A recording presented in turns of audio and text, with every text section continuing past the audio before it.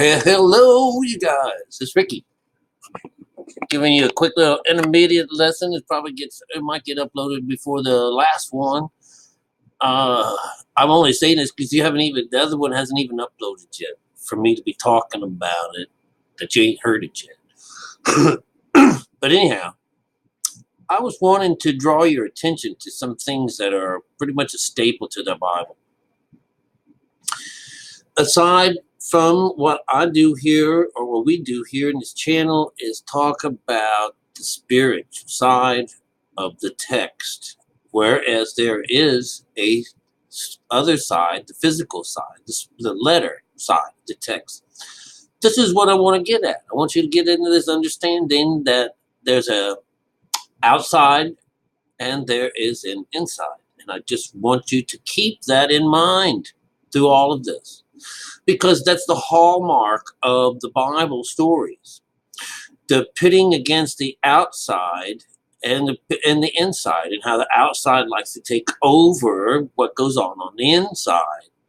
But every now and then, and every great while in the stories, it's always the prophets. It's always there's one in the group, not in the many, one in the group that's able to communicate with the Lord and tell us the sides of the story.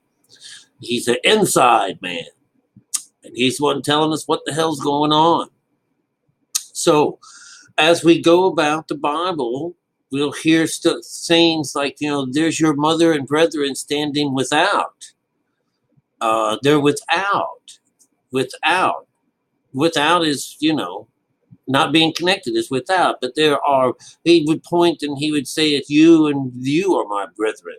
You and my mother. Those are right here with me inside. So there's a within. These people are within, and they're able to communicate with you. With those people that are on the without, those are outside, they cannot communicate with you. So there's an outside, inside, So like we've learned, the Bible has an outside, inside. Okay. What's the Jew? What's the difference between a Jew, a real Jew, and a non-real Jew, or whatever that is? All right. What is a Jew? A Jew is a person who is inwardly, not a person who is outwardly. So it takes away the looks of what is going to be on the outside, and it puts all the emphasis on someone or person, an individual that serves the Lord from the inside of them. So inside, outside.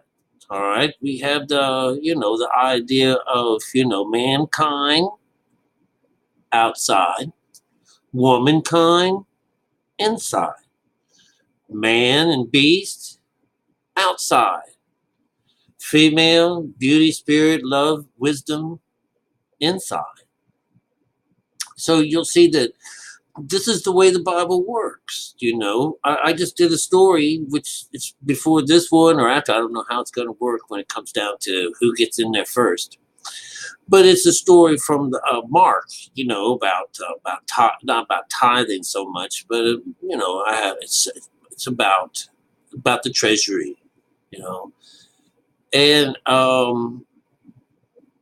about how the outside. It starts off as this business of someone plants a vineyard, puts a little hedge around the outside of it, builds a tower so that they can watch over what's going on, and then leaves to some foreign land, and he leaves it into someone else's hands. And so the whole parable is about, what's going to happen, because every time we came to there's a part of our lives where we're disconnected from God, but the people on earth that we have left to do the service is not letting anybody in for any fruit.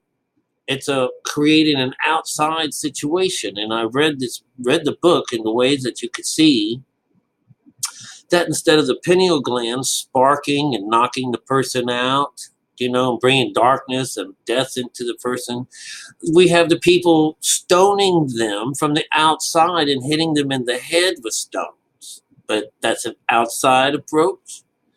And of course, sparking the pineal gland is the second. That's the idea. That's when you meet Jesus. That's the third, the last rung on the ladder for 6. And we know that this is where the Jews that's where it's cut off. They're not allowed to go over to this other side. They're stuck in realities, or in Maya. They're stuck with Father, as is most everybody on earth.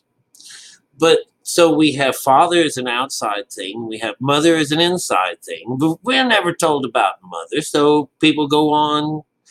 This is the tramping and or trampling or stomping. You're doing your work after 40 days and 40 nights of this travel. And, you're out in the wilderness all this time. Trying to change your mind, but it's actually called the works. And as you're doing this walking all this time to try to change your world, we're trying to go from the Western way of thinking to an Eastern way of thinking. But if you favor this West, you'll never get to the East side. So it's cut off. And this is the grievous head wound, and basically we asked for this. We asked to be separated until a particular day. And nobody knows when that's going to happen. But the outside sees it as we're all going.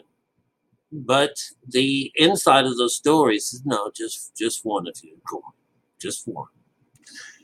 So I just wanted to show you the inside, outside. These are the two stories. And it runs clear with the Bible. It's the way it is.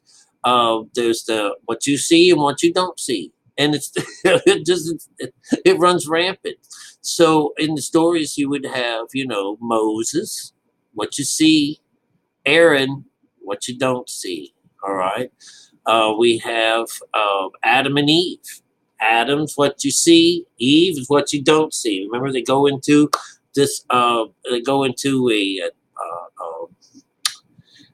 cave of treasures, and where they can hear each other, but they can't see each other. They're invisible to each other.